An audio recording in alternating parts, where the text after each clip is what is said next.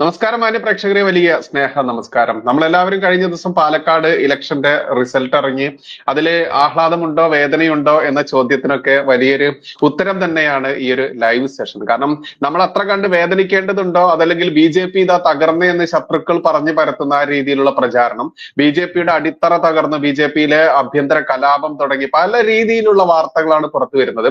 അതുകൊണ്ട് തന്നെ നമ്മൾക്ക് ഈ താൽക്കാലികമായിട്ടുള്ള ജയപരാജയങ്ങളെക്കാൾ ഉപരി നമ്മൾക്ക് വലുത് നമ്മുടെ സംഘടനയുടെ കെട്ടുറപ്പും സംഘടനയുടെ മുന്നോട്ട് പോക്കും തന്നെയാണ് വലുത് എന്നുള്ളത് കൊണ്ട് തന്നെയാണ് എന്താണ് അവിടെ സംഭവിച്ചത്, എവിടെയൊക്കെയാണ് നമുക്ക് സംഭവിച്ച പാളിച്ചകൾ ഉണ്ടോ, അതല്ലെങ്കിൽ നമ്മളെ ഈ പറയുന്ന ഈ മതത്തിന്റെ പേരിലും വർഗീയതയുടെ പേരിലും SDP അടക്കമുള്ള മതവർഗീയ തീവ്രവാദികളെ കൂട്ടിപ്പിടിച്ചിട്ടുണ്ടോ, എന്തൊക്കെയാണ് അതിന്റെ സ്ട്രാറ്റജി എന്നുള്ളതെല്ലാമാണ് നമ്മളിവിടെ ചർച്ച ചെയ്യുന്നത്. കാരണം ഒരു പക്ഷേ നമ്മൾക്ക് അവിടെ വിജയം കയ്യെത്തിപ്പിടിക്കുന്ന ദൂരത്തുണ്ടായിരുന്നു എന്നതായിരുന്നു യാഥാർത്ഥ്യം. അതുകൊണ്ട് തന്നെ നമ്മൾ കഴിഞ്ഞ ഒരു ലൈവിൽ ഞാനും ജയസൂര്യൻ സാറും തന്നെ പറഞ്ഞിരുന്നു, ജയിച്ചതിന് ശേഷം നമ്മൾ അതിന്റെ ആഹ്ലാദത്തോടു കൂടി വരും എന്ന് പറഞ്ഞിരുന്നു. അപ്പൊ എന്നിരുന്നാലും പ്രേക്ഷകർക്ക് മുൻപിലേക്ക് നമുക്ക് ജയിച്ചോ തോറ്റോ എന്നതിനേക്കാൾ ഉപരി അതിന്റെ വിശദീകരണങ്ങൾ പറയേണ്ടതുണ്ട്.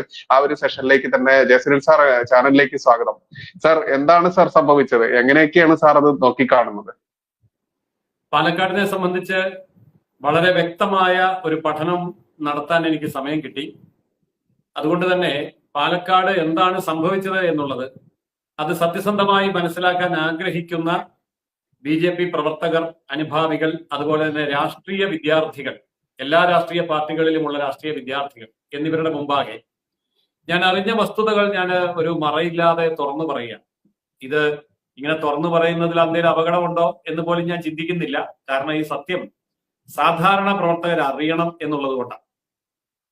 ഒന്നാമതായിട്ട് ഇപ്പോൾ മഹാഭൂരിപക്ഷം പേരും പറയുന്ന ഒരു കാര്യമുണ്ട്, കൃഷ്ണകുമാർ അല്ലായിരുന്നു സ്ഥാനാർത്ഥിയെങ്കിൽ മറ്റാരെങ്കിലും ആയിരുന്നുവെങ്കിൽ അതായിരുന്നു നന്നാവുക എന്ന് പൊതുവെ പറയുന്ന ഒരു കാര്യമുണ്ട്. ഞാൻ ഇതിന്റെ സത്യാവസ്ഥ എന്താണെന്ന് പഠിച്ചു.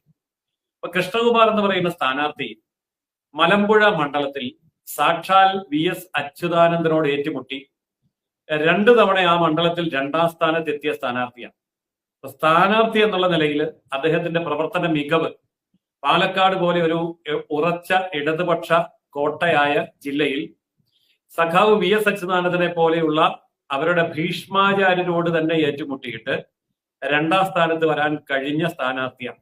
അപ്പോ കൃഷ്ണകുമാർ ഒരു ചെറിയ മീനല്ല, ഒരു സാധാരണ സ്ഥാനാർത്ഥിയുമല്ല. അപ്പൊ കൃഷ്ണകുമാറിനെ പരീക്ഷിച്ചു, അത് അബദ്ധമായി എന്നുള്ളത് ശരിയാണെന്ന് വിശ്വസിക്കാൻ സത്യസന്ധമായ യാതൊരു ന്യായവുമില്ല. അതായത് ഇത് കൃഷ്ണകുമാറിന്റെ തോൽവിയല്ല, സ്ഥാനാർത്ഥിയുടെ തോൽവിയല്ല. BJPയെ സംബന്ധിച്ച് പാലക്കാടിന്റെ സ്വന്തമാണ്, പാലക്കാട് സുപരിചിതനാണ്, ദീർഘകാലത്തെ പരിചയമുണ്ട്, ഭരണപരിചയമുണ്ട്. അങ്ങനെ എല്ലാ അർത്ഥത്തിലും കൃഷ്ണകുമാറിനെ സംബന്ധിച്ച് പ്ലസ് പോയിന്റുകളെ ഉള്ളൂ. എന്നാൽ പിന്നെ എന്തുകൊണ്ടാണ് ഈ കൃഷ്ണകുമാർ അല്ലായിരുന്നെങ്കിൽ രക്ഷപ്പെടുമായിരുന്നു എന്നുള്ള ഒരു പ്രചരണം വരുന്നത്, അല്ലെങ്കിൽ അങ്ങനെ വിശ്വസിക്കപ്പെടുന്നത്? അതിന് പ്രധാനപ്പെട്ട കാരണം 2 കാരണങ്ങളാണ്. ഒന്ന്, ഇസ്ലാമിക വോട്ട് ബാങ്ക് തന്ത്രം എന്താണ് എന്ന് ഈ പറയുന്നവർക്ക് അറിയില്ല. 2, ഇലക്ഷൻ സ്ട്രാറ്റജിയിൽ BJP എടുത്ത് പ്രയോഗിച്ച സ്ട്രാറ്റജി എന്താണ് എന്നും അറിയില്ല. ഈ 2 കാര്യങ്ങൾ നമുക്കൊന്ന് വിശകലനം ചെയ്യാം. അതായത് ഇന്ത്യയിലെ ഏത് സംസ്ഥാനത്ത്, ഇന്ത്യയിലെ ഏത് നിയമസഭയിലോ ലോക്സഭയിലോ ആവട്ടെ 20% കൂടുതൽ മുസ്ലിം വോട്ടുകൾ ഉണ്ടെങ്കിൽ അവർ അവിടുത്തെ വിജയ പരാജയം നിശ്ചയിക്കുക തന്നെ ചെയ്യും. ഇത് കേരളത്തിനകത്തും പുറത്തും ഒരുപോലെ സത്യമാണ്. അത് 30-35% മുസ്ലിം ഉണ്ടെങ്കിൽ, ഒരു 35% മുസ്ലിം ഉണ്ടെങ്കിൽ ആ മണ്ഡലം മുസ്ലിം വിജയിച്ചിരിക്കും. അത് അവർക്ക് വളരെ കൃത്യമായി നടപ്പാക്കാൻ അറിയാം. പക്ഷെ നമ്മൾ ഇത് ശ്രദ്ധിക്കാത്തൊരു കാര്യമാണ്. ഇപ്പൊ ഉദാഹരണത്തിന് പാലക്കാട് മണ്ഡലം എടുക്കാം. 1,95,000 വോട്ട് ഉള്ള പാലക്കാട് മണ്ഡലത്തിൽ 23% മുസ്ലിം വോട്ടുകൾ ഉണ്ട് എന്ന് പറഞ്ഞാൽ 45,000 മുസ്ലിം വോട്ടുകൾ ഉണ്ട്. 2 ലക്ഷത്തിനടുത്ത് വോട്ടുള്ള പാലക്കാട് മണ്ഡലത്തിൽ 45,000 വോട്ടെന്ന് പറയുന്നത് വലിയ വോട്ടല്ല എന്ന് നമുക്ക് തോന്നും. പക്ഷേ ഈ 45,000 വോട്ട് പല വിഭാഗങ്ങളായി വേർതിരിഞ്ഞ് നിൽക്കുക. അതില് മുസ്ലിം ലീഗ് ഉണ്ട്, അതുപോലെ തന്നെ ജമാഅത്തെ ഇസ്ലാമി ഉണ്ട്, വെൽഫെയർ പാർട്ടി ഉണ്ട്, SDPI ഉണ്ട്, INL ഉണ്ട്. ഇനിയും നമ്മളിപ്പോ 5 മുസ്ലിം പാർട്ടികളുടെ പേര് പറഞ്ഞു. ഇനിയും മറ്റ് മുസ്ലിം വിഭാഗങ്ങൾ അവിടെ ഉണ്ട്. എന്നാൽ ഇതുകൂടാതെ കോൺഗ്രസിനകത്ത് മുസ്ലിമുണ്ട്, CPM-നകത്ത് മുസ്ലിമുണ്ട്, അങ്ങനെ എല്ലാ രാഷ്ട്രീയ പാർട്ടിയിലും നേരിയ തോതിലെങ്കിലും മുസ്ലിമുണ്ട്. പക്ഷേ പാലക്കാട് ഉൾപ്പെടെയുള്ള പ്രദേശങ്ങളിൽ, അതായത് 20% മുസ്ലിം വോട്ടർമാരുള്ള മണ്ഡലങ്ങളിൽ ഇലക്ഷൻ വരുമ്പോൾ ഇവർക്ക് രാഷ്ട്രീയമില്ല, മതം മാത്രമേ ഉള്ളൂ. മതപരമായി മുസ്ലിമിന്റെ സ്റ്റാൻഡ് എന്താണ് എന്ന് തീരുമാനിച്ചു കഴിഞ്ഞാൽ കോൺഗ്രസിലെ മുസ്ലിമും CPM-ലെ മുസ്ലിമും 5 മുസ്ലിം പാർട്ടികളിലെ മുസ്ലിങ്ങളും എല്ലാവരും ഒരൊറ്റ തീരുമാനം അനുസരിച്ച് ഒന്നിച്ചാണ് വോട്ട് ചെയ്യുക. പാലക്കാട് അത് സംഭവിച്ചു. അത് അത്ഭുതമൊന്നുമല്ല, അത് അങ്ങനെയാണ് സംഭവിക്കുക. എല്ലായിടത്തും ഒരു സ്ട്രാറ്റജി ഉണ്ട്. ആ സ്ട്രാറ്റജി അനുസരിച്ച് അവർ വോട്ട് ചെയ്തു. ഇനി നോക്കുക എന്തായിരുന്നു പാലക്കാട്ടെ സ്ട്രാറ്റജി. ഒന്നാം സ്ഥാനത്ത് നിൽക്കുന്നത് കോൺഗ്രസ് അല്ലെങ്കിൽ UDF ആണെങ്കിലും രണ്ടാം സ്ഥാനം LDF-ന് ഇല്ല. അപ്പോൾ രണ്ടാം സ്ഥാനത്തുള്ള BJP ആണ് വിജയ സാധ്യതയുള്ളത്, LDF-ന് വിജയ സാധ്യതയില്ല. അങ്ങനെയെങ്കിൽ BJP വരാതിരിക്കാൻ വേണ്ടി ഒരു മുസ്ലിമിന്റെ വോട്ട് പോലും ഇടതുപക്ഷത്തേക്ക് പോകരുത്, ഒരൊറ്റ സ്ഥാനാർത്ഥിയിൽ ഫോക്കസ് ചെയ്യണം, അവിടെ കോൺസെൻട്രേറ്റ് ചെയ്യണം. ആ സ്ഥാനാർത്ഥി മുസ്ലിം ആണോ? ഷാഫി പറമ്പിൽ മുസ്ലിം ആയതുകൊണ്ട് അല്ല ഷാഫി പറമ്പിലിന് വോട്ട് കിട്ടുന്നത്. ഷാഫി പറമ്പിലാണെങ്കിലും അല്ലെങ്കിൽ രാഹുൽ മാങ്കൂട്ടത്തിലാണെങ്കിലും മുസ്ലിങ്ങളുടെ ചരടുവലിക്കനുസരിച്ച് ആജ്ഞാനുവർത്തിയായി അടിമത്വം സ്വീകരിച്ചു കൊള്ളാം എന്ന് ഉറപ്പ് നൽകിയ കോൺഗ്രസ് സ്ഥാനാർത്ഥി, അത് കോൺഗ്രസ് സ്ഥാനാർത്ഥിയാണെങ്കിലും CPM സ്ഥാനാർത്ഥിയാണെങ്കിലും അവർക്ക് പ്രശ്നമൊന്നുമില്ല. മുസ്ലിമിന്റെ അടിമയായി നിന്നുകൊള്ളാമെന്ന് ഉറപ്പ് കിട്ടിക്കഴിഞ്ഞാൽ അവര് ആർക്ക് വേണേ വോട്ട് ചെയ്യും. അത് CPM-ന് വോട്ട് ചെയ്യും, കോൺഗ്രസിന് വോട്ട് ചെയ്യും. ഇവിടെ വിജയസാധ്യതയുള്ള കോൺഗ്രസിന്റെ സ്ഥാനാർത്ഥി എന്നുള്ള നിലയിൽ മുസ്ലിങ്ങളുടെ 45,000 വോട്ട് N ബ്ലോക്കായിട്ട് രാഹുൽ മാങ്കൂട്ടത്തിന് കിട്ടി. ഇതാണ് മുസ്ലിം സ്ട്രാറ്റജിയുടെ അവിടെ വിജയം. അതായത് പലരും ധരിച്ചു ഡോക്ടർ സരീന് കുറച്ചെങ്കിലും മുസ്ലിം വോട്ട് കിട്ടും, അത് ഷാഫി ഇല്ലാത്തത് കൊണ്ട് കിട്ടും, അല്ലെങ്കിൽ മുനമ്പം വിഷയം ഉള്ളത് കൊണ്ട്, അങ്ങനെയൊക്കെ പല പല കാര്യങ്ങളൊക്കെ വൈകാരികമായിട്ട് കിട്ടും. പക്ഷെ കിട്ടിയില്ല. കാരണം BJP-യെ തോൽപ്പിക്കുക, BJP രണ്ടാം സ്ഥാനത്താണ്. അപ്പൊ ഈ രണ്ടാം സ്ഥാനത്ത് നിൽക്കുന്ന BJP ഒന്നാം സ്ഥാനത്തേക്ക് വരാൻ കേവലം 3000 വോട്ട് മാത്രം മതി. BJP അവിടെ ധാരാളം വോട്ട് ചേർത്തിട്ടുണ്ട്. അതുകൊണ്ട് BJP ജയിക്കാനുള്ള എല്ലാ സാധ്യതയുമുണ്ട്. അപ്പോൾ നമ്മൾ ഒറ്റക്കെട്ടായി BJP-ക്കെതിരെ ജയസാധ്യതയുള്ള ഒന്നാം സ്ഥാനത്ത് നിൽക്കുന്ന UDF-ന് വോട്ട് ചെയ്യാം. ഇത് മുസ്ലിങ്ങളുടെ 5-6 സംഘടനകളുടെ തീരുമാനമായി, രാഷ്ട്രീയ സംഘടനകളുടെ. ഇതുകൂടാതെ മുസ്ലിമിനകത്ത് 2 വിഭാഗം സമസ്തയുണ്ട്. ഇതുപോലെ നിരവധി സാമുദായിക സംഘടനകളുണ്ട്. ഇവരെല്ലാം ഒരേ തീരുമാനം BJP-ക്കെതിരെ എന്നുള്ള നിലപാടെടുത്തപ്പോൾ വിജയസാധ്യതയുള്ള UDF സ്ഥാനാർത്ഥിയിലേക്ക് പോയി. ഇതാണ് മുസ്ലിം വോട്ടിന്റെ കോൺസെൻട്രേഷൻ. ഈ ഒരു കോൺസെൻട്രേഷൻ ഒരിക്കലും ഹിന്ദുവിന്റെ ഇടയിൽ ഉണ്ടാവില്ല. ഹിന്ദുവിന് എതിരായിട്ടുള്ള ഒരു സ്ഥാനാർത്ഥിയാണെന്ന് പറഞ്ഞാൽ പോലും കോൺഗ്രസ് ഹിന്ദു, കമ്മ്യൂണിസ്റ്റ് ഹിന്ദു, BJP ഹിന്ദു, ഇനി മറ്റു എല്ലാ തരത്തിലും ഹിന്ദു ഉണ്ടല്ലോ. അപ്പോ അവരെല്ലാം അവരവരുടേതായ രാഷ്ട്രീയം അനുസരിച്ച് വോട്ട് ചെയ്യും. പക്ഷെ മുസ്ലിം മാത്രം രാഷ്ട്രീയം രണ്ടാമത് വെച്ച് മതം അനുസരിച്ച് വോട്ട് ചെയ്യും. അതായത് തെരഞ്ഞെടുപ്പ് വരുമ്പോൾ രാഷ്ട്രീയം മാറ്റിവെക്കുകയും മതമനുസരിച്ച് വോട്ട് ചെയ്യുകയും ചെയ്യുന്ന വോട്ട് ബാങ്കാണ് മുസ്ലിം. എന്നാൽ ഹിന്ദുവോ, അതുവരെ അവൻ മതവിശ്വാസിയാണ്, അവൻ അമ്പലത്തിൽ നിന്ന് ഇറങ്ങിയാല, അവൻ ദേവസ്വം ബോർഡ് ഭരിക്കും, ചെന്ന് ശബരിമലയ്ക്ക് പോകും, ഗുരുവായൂർക്ക് പോകും. പക്ഷെ തെരഞ്ഞെടുപ്പ് ദിവസം അവൻ ഹിന്ദു അല്ല. തെരഞ്ഞെടുപ്പ് ദിവസം അവൻ മുസ്ലിമിന്റെയോ ക്രിസ്ത്യാനിയുടെയോ അടിമയാണ്. അതനുസരിച്ചാണ് വോട്ട് ചെയ്യുക. അതുകൊണ്ടാണ് ഹിന്ദു സ്ഥാനാർത്ഥികൾ നിരന്തരമായി ഒന്നുകിൽ പരാജയപ്പെടുന്നത്, അല്ലെങ്കിൽ ഭരണകൂടത്തിന് വേണ്ടി അടിമപ്പണി ചെയ്യുന്നത്. ഇനി യഥാർത്ഥ വസ്തുതയിലേക്ക് വരാം. മൂന്നാമത്തെ കാര്യം, ഇത് BJP-യുടെ സ്ട്രാറ്റജി മാറ്റേണ്ടതായ ഒരു കാര്യമാണ്.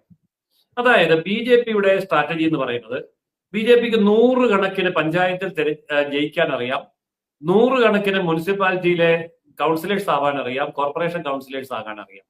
അങ്ങനെ അറിയാവുന്ന BJP നിയമസഭ വരുമ്പോൾ എന്തുകൊണ്ട് തോറ്റുപോകുന്നു? ഇവിടെ വോട്ടിങ്ങിന്റെ സ്ട്രാറ്റജിയിൽ ഉണ്ടാകുന്ന മാറ്റമാണ്. ഞാനൊരു ഉദാഹരണം പറയാം. 800 വോട്ടുള്ള ഒരു വാർഡിൽ BJP ജയിച്ചുകൊണ്ടിരിക്കുന്ന വാർഡാണെന്നിരിക്കട്ടെ. BJP-ക്ക് ജയിക്കാൻ 800 വോട്ടുള്ള വാർഡിൽ 401 വോട്ട് കിട്ടിയാൽ ജയിക്കും.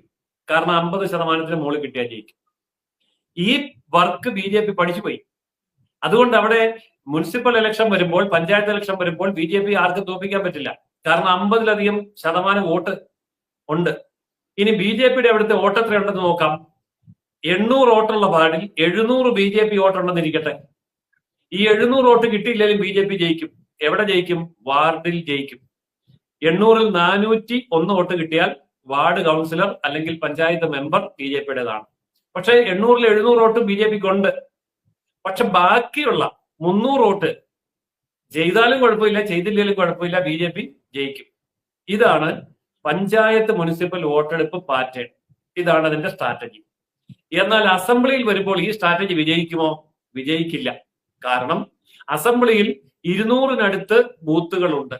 ആ 200-നടുത്ത് ബൂത്തുകളിൽ പല ബൂത്തുകളിലും BJPക്ക് ഒരു ബൂത്തിൽ 90% വോട്ട് കാണും, ഒരു ബൂത്തിൽ 80%, 60, 70, 50 ഒക്കെ കാണും. പക്ഷെ പല ബൂത്തുകളിലും, ഭൂരിപക്ഷം ബൂത്തുകളിലും BJPയുടെ വോട്ടിംഗ് ശതമാനം 50-ന് താഴെയാണ്. അതായത് 40%, 30% മുതൽ 5% വരെയുള്ള ബൂത്തുകളാണ് ഉള്ളത്. എന്നാൽ ഇവിടെ നമ്മൾ മനസ്സിലാക്കേണ്ട ഒരു കാര്യമുണ്ട്. എല്ലാ ബൂത്തിലും ഒരുപോലെ വോട്ട് ചെയ്യാൻ പറ്റാതെ വരുമ്പോൾ ഏറ്റവും കൂടുതൽ വോട്ട് സമാഹരിക്കാവുന്ന ബൂത്തുകളിലെ മുഴുവൻ വോട്ടും സമാഹരിച്ച് ചെയ്താൽ മാത്രമേ വോട്ട് കുറവുള്ള ബൂത്തിനെ ശരാശരി പിടിക്കാൻ പറ്റുകയുള്ളൂ. കൃഷ്ണകുമാർ വോട്ടെണ്ണിയപ്പോൾ ആദ്യത്തെ 2 മണിക്കൂർ കൃഷ്ണകുമാർ മുമ്പിലായിരുന്നു. കാരണം BJPക്ക് വലിയ സാധ്യതയുള്ള ബൂത്തുകളാണ് ആദ്യം എണ്ണിയത്. അത് കഴിഞ്ഞപ്പോൾ BJPക്ക് താരതമ്യേന ശക്തി കുറഞ്ഞ ദുർബലമായ പ്രദേശങ്ങൾ എണ്ണുമ്പോൾ കൃഷ്ണകുമാർ പുറകോട്ട് പോയി. അതിന്റെ കാരണം എന്താണ്? അവിടെ കുറവ് വരുന്ന വോട്ടിനെ കവർ ചെയ്യാനുള്ള വോട്ട് ഭൂരിപക്ഷം ഉണ്ടായിരുന്ന വാർഡുകളിൽ ശേഖരിക്കുന്ന കാര്യത്തിൽ BJP പരാജയപ്പെട്ടോ എന്നുള്ളത് പഠിക്കേണ്ട വിഷയമാണ്. അതായത് 800 വോട്ടിൽ 450-400 വോട്ട് കിട്ടിയാൽ ജയിക്കുമെന്ന് കരുതി വോട്ട് ചെയ്യുകയും ചെയ്യാതെ പോയ സ്വന്തം 250-300 വോട്ട് ചെയ്തില്ലെങ്കിലും കുഴപ്പമില്ല, ഭൂരിപക്ഷം നമുക്ക് കിട്ടിയല്ലോ എന്നുള്ള വാർഡ് തെരഞ്ഞെടുപ്പ് മനോഭാവത്തിൽ ഈ തെരഞ്ഞെടുപ്പിനെ കണ്ടാൽ 10 വോട്ടും 5 വോട്ടും 8 വോട്ടും 100 വോട്ടും 150 വോട്ടും കിട്ടുന്ന വാർഡുകളെ ശരാശരി ചെയ്യാൻ, കവർ ചെയ്യാൻ, സ്ക്വയർ ചെയ്യാൻ പറ്റില്ല. ഇതാണ് BJP ഇനി പഠിച്ചു വരേണ്ട ഒരു പ്രധാനപ്പെട്ട കാര്യം. പക്ഷെ കോൺഗ്രസ്സുകാരന് ഇതറിയാം, CPM-ന് ഇതറിയാം. അതുകൊണ്ട് അവർ 185 ബൂത്ത് ഉണ്ടെങ്കിൽ 185 ബൂത്തിലെയും പരമാവധി വോട്ട് ചെയ്യിക്കാൻ വേണ്ടിയിട്ടുള്ള പരിശ്രമമാണ് ചെയ്യുന്നത്. അപ്പോൾ അവരെ സംബന്ധിച്ചിടത്തോളം എവിടെയെങ്കിലും ഒരു അല്പം കുറവുണ്ടായാൽ മറ്റൊരു ബൂത്ത് കൊണ്ട്, മറ്റൊരു പഞ്ചായത്ത് കൊണ്ട്, മറ്റൊരു മുനിസിപ്പാലിറ്റി കൊണ്ട് അത് കവർ ചെയ്യും. അങ്ങനെ മുഴുവൻ പഞ്ചായത്തിലേക്കും മുഴുവൻ മുനിസിപ്പാലിറ്റിയിലേക്കും മുഴുവൻ ബൂത്തുകളിലേക്കും ശ്രദ്ധ കൊടുത്തുകൊണ്ട് പ്രവർത്തിക്കുന്ന ഒരു ശൈലി LDF-നുണ്ട്, UDF-നുണ്ട്. പക്ഷെ BJP ആ ശൈലി ഇനിയും പഠിക്കേണ്ടിയിരിക്കുന്നു. കാരണം ജയിക്കാനുള്ള ഒരു തെരഞ്ഞെടുപ്പിന്റെ അടുത്തേക്ക് വരുമ്പോൾ ഏറ്റവും അപകടകരമായ ഒരു സ്ഥാനമാണ് 2ാം സ്ഥാനം. 3ാം സ്ഥാനത്ത് നിൽക്കുന്ന BJPക്ക് ജയിക്കാൻ എളുപ്പമാണ്, 2ാം സ്ഥാനത്ത് നിൽക്കുന്ന BJPക്ക് ജയിക്കാൻ എളുപ്പമല്ല. ഉദാഹരണം തൃശ്ശൂരിലെ സുരേഷ് ഗോപിയുടെ വിജയം. സുരേഷ് ഗോപി 3ാം സ്ഥാനത്തായിരുന്നു.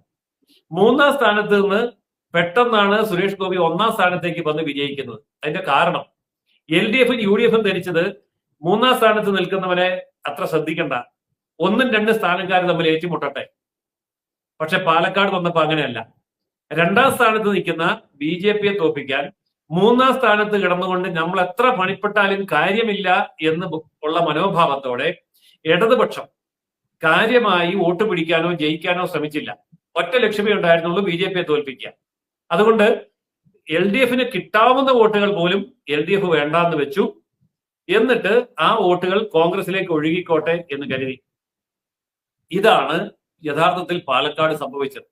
അല്ലാതെ സ്ഥാനാർത്ഥിയുടെ പോരായ്മയാണെന്നോ അല്ലെങ്കിൽ സ്ഥാനാർത്ഥിയോടുള്ള എതിർപ്പ് കൊണ്ടാണെന്നോ ഒന്നും പറയുന്നതിൽ കാര്യമില്ല. അതങ്ങനെ പറയാം എന്ന് മാത്രമേ ഉള്ളൂ.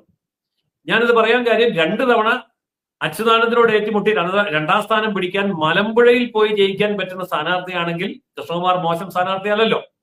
അപ്പോൾ ഈ സ്ട്രാറ്റജി ഞാൻ പറഞ്ഞ 3ാമത്തെ കാര്യം, അതായത് എല്ലാ ബൂത്തിലും, എല്ലാ വാർഡിലും, എല്ലാ പഞ്ചായത്തിലും, എല്ലാ മുനിസിപ്പാലിറ്റിയിലും എല്ലാ വോട്ടുകളും എല്ലാ ബൂത്തിലും ചെയ്യിക്കുക എന്ന തന്ത്രം BJP പുറത്തെടുത്തില്ല എങ്കിൽ വരാൻ പോകുന്ന നിയമസഭാ തെരഞ്ഞെടുപ്പിൽ BJPക്ക് ഏൽക്കുന്ന തിരിച്ചടി വളരെ കനത്തതായിരിക്കും.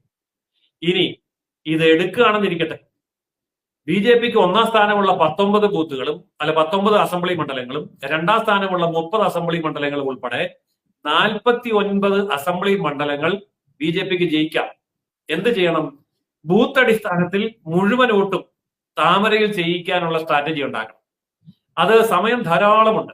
അടുത്ത പഞ്ചായത്ത് ഇലക്ഷനിൽ ഇത് നന്നായിട്ട് ഉപയോഗിക്കാം.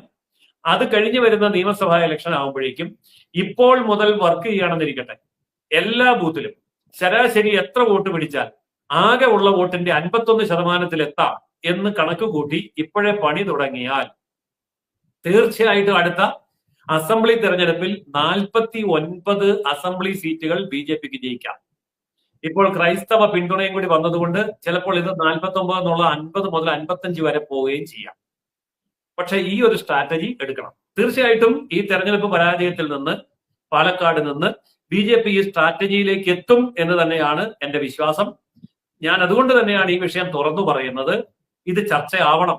BJPയുടെ സാധാരണ പ്രവർത്തകർ, അനുഭാവികൾ, അതുപോലെ BJPക്ക് വോട്ട് ചെയ്യാൻ തയ്യാറായിരിക്കുന്ന കോൺഗ്രസുകാർ, കമ്മ്യൂണിസ്റ്റുകാർ, മുസ്ലിങ്ങൾ, ക്രിസ്ത്യാനികൾ, ഇവരൊക്കെ ഈ വിഷയം ചർച്ച ചെയ്യണം എന്നുള്ളത് കൊണ്ടാണ് ഞാൻ ഇത് ഇവിടെ തുറന്നു പറയുന്നത്.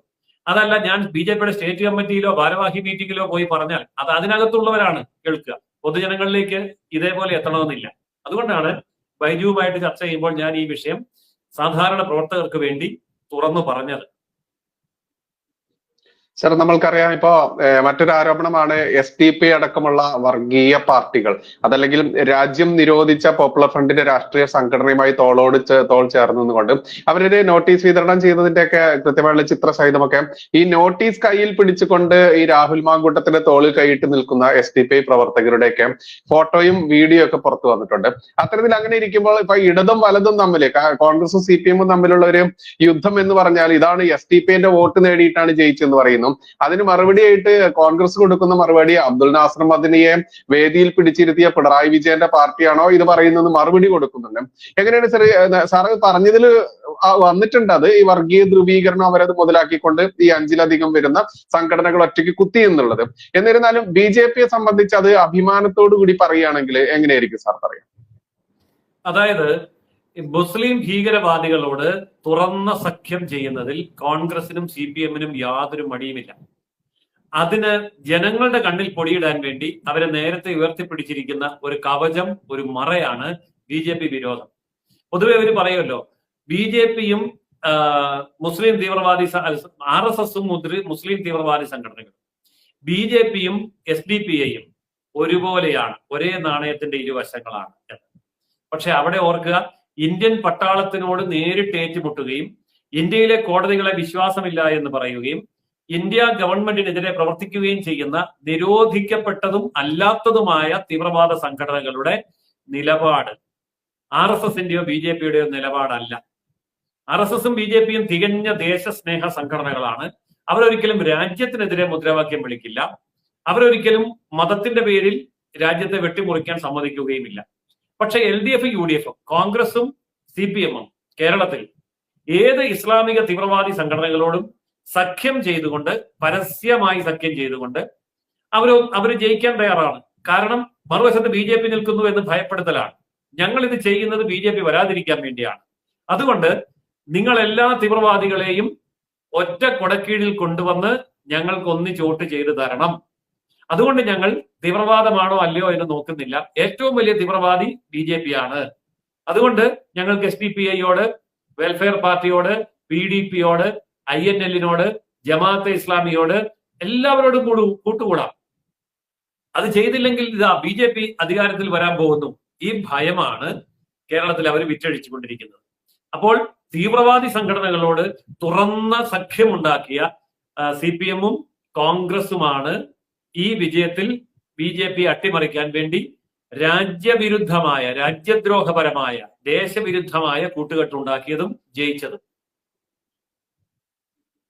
സാറേ, അതുപോലെ നമ്മൾക്കറിയാം ഇപ്പോ കഴിഞ്ഞ തവണ നിയമസഭാ തെരഞ്ഞെടുപ്പിലും മെട്രോമാൻ ശ്രീധരൻ സാർ നിന്നത് നമ്മൾക്കറിയാം.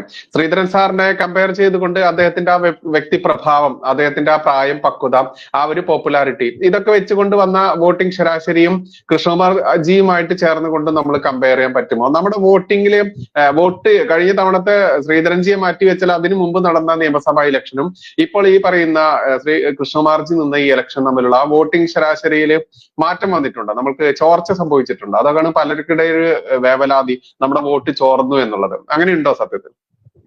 ഇവിടെ വോട്ട് ചോർച്ച ഉണ്ടായിട്ടില്ല എന്നുള്ളതാണ് സത്യം. കാരണം ഇവിടെ ആകെ പോൾ ചെയ്ത വോട്ടുകളിൽ കുറവുണ്ടായിട്ടുണ്ട് എന്ന് ആരും പറയുന്നില്ലല്ലോ. അതായത് ആകെ പോൾ ചെയ്ത വോട്ടിലെ കുറവിനനുസരിച്ചുള്ള കുറവ് മാത്രമാണ് ബി ജെ പിക്ക് സംഭവിച്ചിരിക്കുന്നത്. പിന്നെ മെട്രോ ശ്രീധരൻ അദ്ദേഹം മത്സരിക്കുന്ന സമയം പൊതു തെരഞ്ഞെടുപ്പാണ്, ഇത് ഉപതെരഞ്ഞെടുപ്പാണ്. പൊതു തിരഞ്ഞെടുപ്പിനെ സംബന്ധിച്ചിടത്തോളം ഇവിടെ ബി ജെ പിക്ക് മുൻതൂക്കം ഉണ്ടാവുകയോ അദ്ദേഹം വിജയിച്ച് അസംബ്ലിയിൽ എത്തുകയോ ചെയ്താൽ കേരളത്തിന്റെ രാഷ്ട്രീയ ചിത്രം മാറ്റാൻ പറ്റുന്നതാണ്. അതുകൊണ്ട് കേരളത്തിന്റെ രാഷ്ട്രീയ ചിത്രം മാറ്റാനും അതിൽ നിർണായകമായ പങ്ക് സ്വാധീനം ചെലുത്താൻ മെട്രോ ശ്രീധരന് സാധിക്കുമെന്നുള്ളത് കൊണ്ടും കൂടി ആ തിരഞ്ഞെടുപ്പില് സ്വാഭാവികമായും ബി ജെ പി അനുഭാവികളല്ലാത്തവരും CPM-ലും കോൺഗ്രസിലും നിൽക്കുന്നവർ പോലും മെട്രോ ശ്രീധരന് വോട്ട് ചെയ്തിട്ടുണ്ട്. അത് ഒരു വ്യത്യസ്തമായ കാര്യമാണ്. മറ്റൊന്ന്, അത് അസംബ്ലിയുടെ ഭാവിയെ ബാധിക്കുന്ന കാര്യമാണ്. ഉപതെരഞ്ഞെടുപ്പിനെ സംബന്ധിച്ചിടത്തോളം വരുമ്പോൾ അസംബ്ലിയുടെ ഭാവിയെ ബാധിക്കുന്നില്ല, നിലവിലുള്ള സർക്കാരിന്റെ നയങ്ങളെ ബാധിക്കുന്നില്ല, യാതൊരു രാഷ്ട്രീയ പരിവർത്തനവും ഉണ്ടാകാൻ പോകുന്നില്ല. അപ്പോൾ അതുകൊണ്ട് അനുഭാവികളായിട്ട് അന്ന് വോട്ട് ചെയ്തവരുടെ വോട്ട് അതേപോലെ ഈ തെരഞ്ഞെടുപ്പിൽ വീണിട്ടുണ്ട് എന്ന് പറയാൻ പറ്റില്ല. മാത്രമല്ല പൊതുവായിട്ട് 5% വോട്ടിന്റെ കുറവുണ്ടായിട്ടുണ്ട്. മെട്രോ ശ്രീധരൻ മത്സരിക്കുമ്പോൾ പൊതുവെ അവിടെ പോൾ ചെയ്തത് 75% വോട്ടാണെങ്കിൽ ഇത്തവണ അത് 70% വീണു. 5% കുറവ് എന്ന് പറയുമ്പോൾ ബി ജെ പിക്ക് ഉണ്ടായ വോട്ട് കുറവും കൂടി പരിഗണിച്ചാൽ നമുക്ക് കൃത്യമായി മനസ്സിലാകും അവിടെ ബി ജെ പിക്ക് യാതൊരു ക്ഷീണവും പറ്റിയിട്ടില്ല. വോട്ട് കൃത്യമായി കിട്ടേണ്ടത് കിട്ടിയിട്ടുണ്ട്. പിന്നെ അസംബ്ലി സ്ട്രാറ്റജിയും പഞ്ചായത്ത് മുനിസിപ്പൽ തെരഞ്ഞെടുപ്പ് സ്ട്രാറ്റജിയും ഒരുപോലെ എടുത്ത് ഉപയോഗിക്കുന്നതിൽ ബി ജെ പിക്ക് ഇനിയും പഠിക്കാനുണ്ട്. അത് പഠിച്ചിരുന്നുവെങ്കിൽ ഇത്തവണ തന്നെ വിജയിക്കുമായിരുന്നു. അതിൽ 1-2 കാര്യം കൂടി ഞാൻ കൃത്യമായി പറയാം. അതായത് വോട്ട് ചേർക്കൽ. ബി ജെ പി വോട്ട് ചേർത്തു എന്ന് പറയുമ്പോൾ അത് പരക്കെ ചേർത്തിട്ടുണ്ടോ? ബി ജെ പിയുടെ സ്വാധീനമുള്ള മേഖലയിൽ മാത്രമാണോ വോട്ട് ചേർത്തത്? 2, വോട്ട് ചേർത്താൽ മാത്രം പോരാ, അത് വീടുകളിൽ നിന്ന് കൊണ്ടുപോയി ബൂത്തുകളിൽ ചെയ്യിക്കാനുള്ള സംവിധാനം ഉണ്ടോ? ഇപ്പം പാലക്കാട് മുനിസിപ്പാലിറ്റി ബി ജെ പിക്ക് ശക്തമായ സംവിധാനങ്ങളും സ്വാധീനവും ഉണ്ട്. എന്നാൽ പിരായിരി പഞ്ചായത്തിലോ കണ്ണാടി പഞ്ചായത്തിലോ മാത്തൂർ പഞ്ചായത്തിലോ ചെല്ലുമ്പോൾ അവിടുത്തെ എല്ലാ ബൂത്തുകളിലും വീടുകളിൽ പോയി വോട്ടർമാരെ കൊണ്ടുവന്ന് ബൂത്തിൽ വോട്ട് ചെയ്യിക്കാൻ മാത്രമുള്ള, സ്ക്വാഡ് വർക്ക് ചെയ്യാൻ മാത്രമുള്ള അടിസ്ഥാന പ്രവർത്തകർ ഓരോ ബൂത്തിലും ഉണ്ടോ എന്ന് പരിശോധിക്കുമ്പോൾ നമുക്ക് ഒരു കാര്യം വ്യക്തമാണ്. UDF-നും LDF-നും ഉള്ള അത്ര പ്രാദേശിക പ്രവർത്തകർ, ഓരോ ബൂത്തുകളിലും പ്രവർത്തിക്കാനുള്ള പ്രവർത്തകർ പ്രാദേശിക തലത്തിലെ ഗ്രാസ് റൂട്ട് ലെവലിൽ ബി ജെ പിക്ക് ഉണ്ടായിരുന്നില്ല എന്നുള്ളതാണ് സത്യം. പുറത്തുനിന്ന് വരുന്ന പ്രവർത്തകരുണ്ടാവും.